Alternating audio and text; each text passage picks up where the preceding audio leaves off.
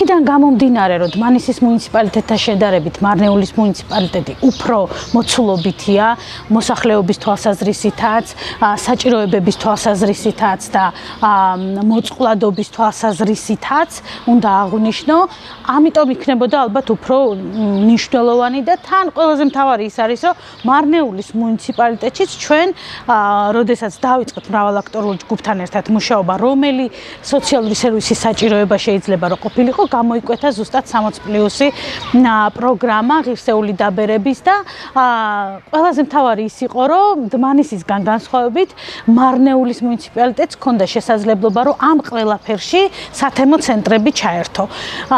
რატომ გავაკეთე ამაზე აქცენტი ახლა? იმიტომ რომ ყველა სოციალურ პროგრამას აქვს ხოლმე ინფორმაციის, ასე ვთქვათ, მიწოდების პრობლემა.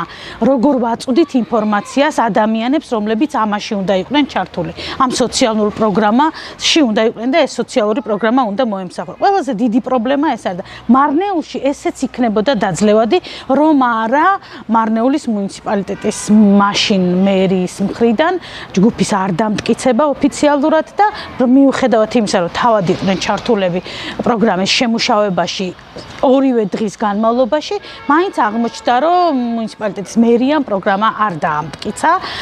შესაბამისად, ძალიან კარგი პროექტი, რომელიც შეიძლებოდა დღეს როგორც დმანისში ხორციელდება, ბოლნისში, გარდაბანში, თეთრწყაროში და წალკაში, ისე მარნეულშიც ყოფილიყო აქტიური.